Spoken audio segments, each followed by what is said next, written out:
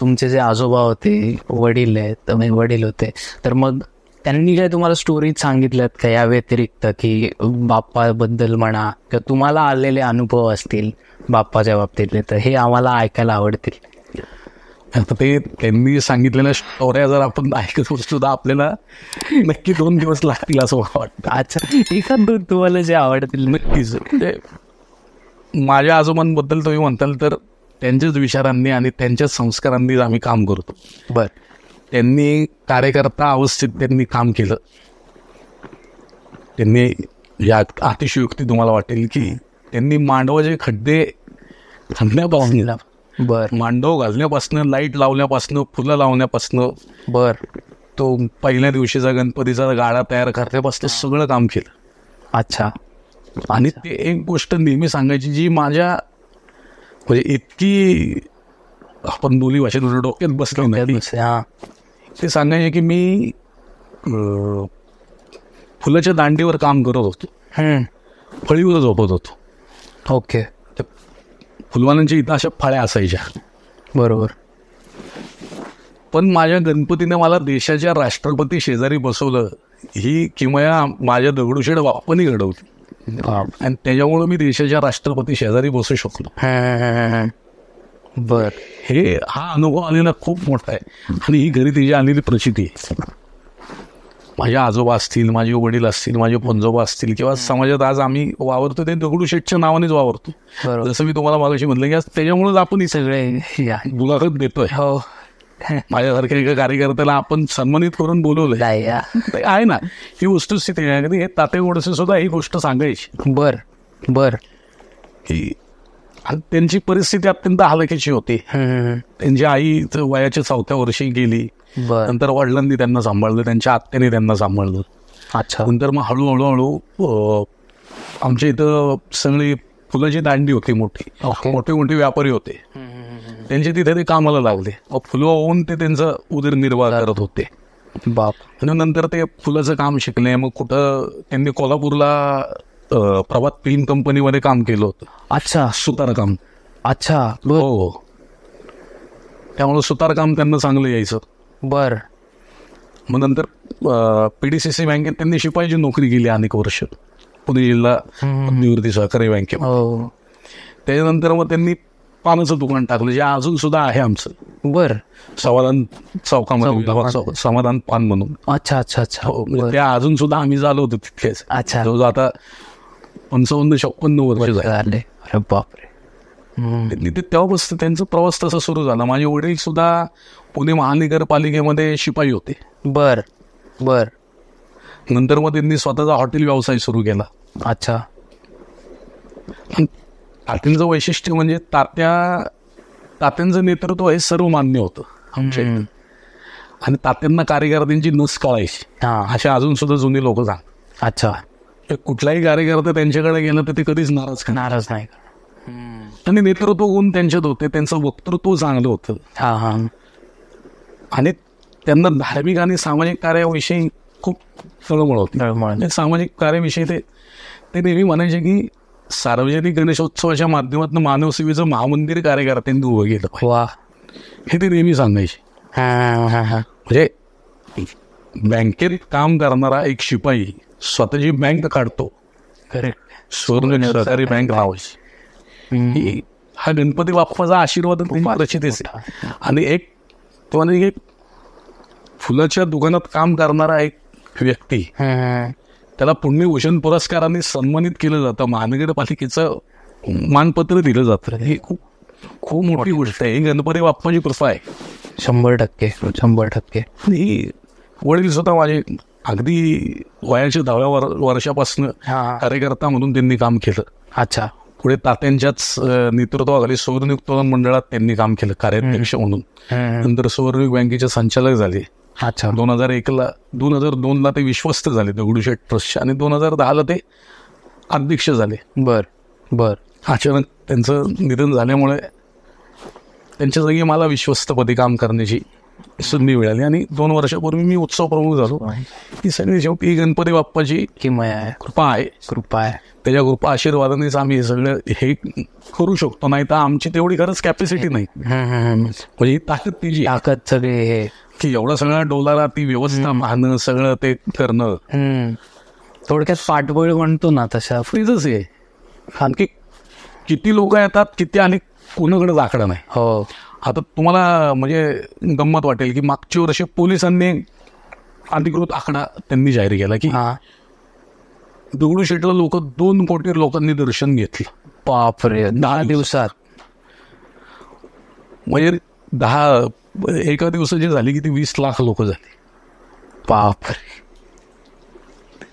आश्चर्यचकित करण्यासारखं ही गोष्ट आहे. 2 कोटी लोक. हा पोलिसांचा आकडा आहे. हा का कोण मोजायला जाणार तिथं? कसं मोजणार? आणि मॅनेज करणं. हो, पण ते होतं, तो करून घेतो करून. तिथली व्यवस्था असेल तेव्हा काय कुठले तिथले कार्यक्रम असतील. ऋषीपंचमीचा आमचा आता 50,000 महिलांचा कार्यक्रम असतो. हो हो हो हो. म्हणजे आमच्या ट्रस्टचे देवाचे सरचिटणीस आदरणीय आप्पासाहेब रासने यांच्या संकल्पनेतनं तो सुरू झाला. अथर्व शीर्षाचा महिला अथर्व शीर्ष आणि आरती. बर. तो 51 महिलांमध्ये सुरू झालेला तो कार्यक्रम. अच्छा. शुभांगीताई भालेराव आणि अरुण काका भालेराव त्याचं सगळं संयोजन ते करतात. म्हणजे त्या बायकांना बोलवणं, त्यांची मिटिंग घेणं, त्याचं सगळं फॉलो घेऊन त्या सगळ्या कार्यक्रमाचं नियोजन करणं ते दोघं करतात. अत्यंत श्रद्धेने करतात आणि अत्यंत धार्मिक भावनेने करतात आणि निशुल्कपणे करतात. इतक्या वर्ष फार त्यांची गणपती बाप्पावर श्रद्धा. त्यांची मुलगी सुद्धा आता त्या कामात त्यांना मदत करते. अच्छा. त्यांचंही तसं ती परंपरा चालू आहे आणि खूप महाराष्ट्राच्या कानाकोपऱ्यातनं महिला त्या आरतीसाठी येतात. आपण बघतो. हो, सकाळी पहाटे 4 वाजता तिथं महिला आलेल्या असतात. 5 वाजता असतं अथर्व शीर्षाचा कार्यक्रम सुरू होऊन आरती होऊन 7 वाजता अत्यंत शिस्तबद्ध पद्धतीने होतो. कुठेही तिथं चेंगराचेंगरी होत नाही का काय होत नाही. अत्यंत प्रसन्न आणि मंगलमय वातावरण, गणपतीमय वातावरण त्यावेळेला असतं. करेक्ट आहे. म्हणजे असे कार्यक्रम खरं तर सार्वजनिक गणेशोत्सव अशा प्रत्येक मंडपामध्ये झाले पाहिजे. बरोबर आहे. ही खऱ्या अर्थानं काळाची गरज आहे. बाकी ही गणेशोत्सवाची ताकद आहे. 100%. आज गणेशोत्सवाबद्दल जी घरात बसून टीका करतात ना, गणेशोत्सव कधीच करणार नाही. गणेशोत्सव बंद करा, हे करा, ते करत नाही.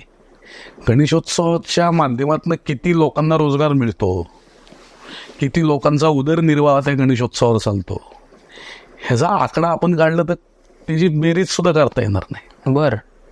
अगणित सगळं.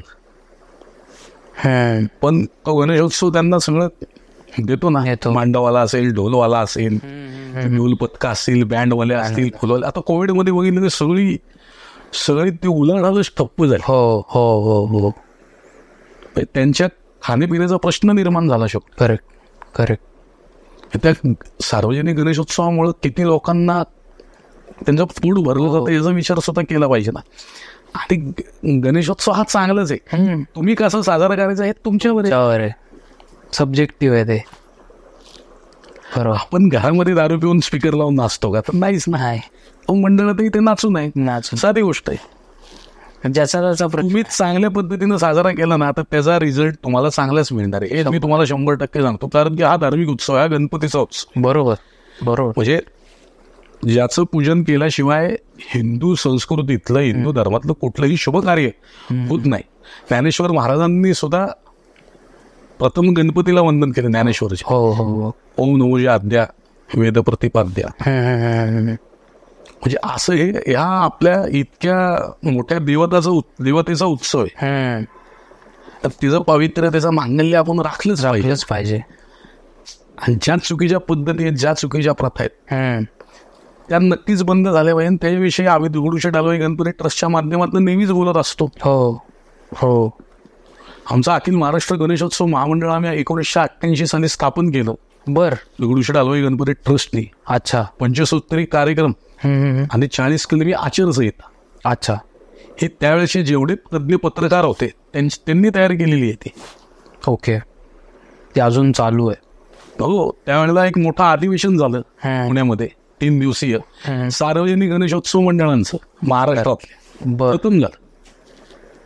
मग त्यामध्ये हा पंचसूत्री कार्यक्रम आणि 40 कर्मे आचारसंहिता ही सगळ्या महाराष्ट्राच्या गणेशोत्सवांना एक अर्पण केली पण केलं की अशा पद्धतीनं. आणि मी तुम्हाला अगदी खरं सांगतो की त्या पद्धतीने जर गणेशोत्सव साजरा केला पंचसूत्री कार्यक्रम आणि 40 कलमी आचारसंहिता, कुठलीच व्यक्ती जगातली त्या गणेशोत्सवावर टीका करू शकणार नाही. जी आदर्श आचारसंहिता ती आहे.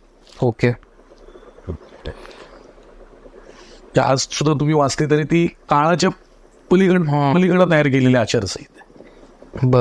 बर फ्युचरच्या दृष्टीने त्यांनी म्हणजे अजून 50 वर्षांनी सुद्धा तुम्ही ती वापरू शकता पुढच्या 50 वर्षात. बर अशी ती आचारसंहिता त्यावेळेला तयार केलेली आहे तेव्हाच्या तज्ञ लोक. आम्ही सार्वजनिक गणेशोत्सवांची स्पर्धा घेतो पुणे आणि पिंपरी चिंचवडमध्ये. त्यावेळेची संकल्पना अशी होती की गोपाळराव पटवर्धन ज्येष्ठ पत्रकार पुण्यातले खूप मोठे पत्रकार होते, त्यांनी आमच्या सगळ्या ट्रस्टला तात्या गोडसेंना विनंती केली तात्या साहेबांना की तुम्ही स्पर्धा घ्या गणेशोत्सव मंडळांची, जेणेकरून त्यांना एक उत्साह मिळेल, एक चालना मिळेल. त्या अनुषंगाने आम्ही स्पर्धा घेतो. जवळ 150-200 मंडळ आज बक्षिसं घेतात त्याच्यामध्ये. अच्छा. 13-14 लाखाची बक्षिसं आज मी तिला म्हणजे ट्रस्टच्या वतीनं त्यांना दिली जातात, त्यांना सर्टिफिकेट दिलं जातं. त्यांना एक अप्रूप असतं, त्यांना एक कौतुक असतं की दगडूशेठचं पारितोषिक आम्हाला मिळालं. म्हणजे काही मंडळं अशी सांगतात की दगडूशेठचं बक्षीस म्हणजे आमच्यासाठी एक नोबेल प्राईज आहे. हो, इंस्टाग्रामला वगैरे टाकत असतात. आम्हाला हेच आवडीनं शेवट दगडूशेठ हलवाई गणपती ट्रस्टला तेच अपेक्षित आहे ना. करेक्ट की त्या माध्यमातून चांगलं कार्य झालं पाहिजे, सामाजिक कार्य झालं पाहिजे समाजासाठी. शेवटी हा लोकोत्सव आहे. बरोबर. हा लोकांचा लोकवर्गणीतनं साजरा होणार आहे. बरोबर. हा नुसतं धांगड धिंगा करण्याकरता नाही. स्पीकरच्या भिंती लावल्या, दारू पिऊन नाचले, हे चुकीचं आहे, अत्यंत चुकीचं. समाजाला नेमकं काय अपेक्षित आहे, समाजाला कसा गणेशोत्सव पाहिजे हे कार्यकर्त्यांनी ओळखलं पाहिजे.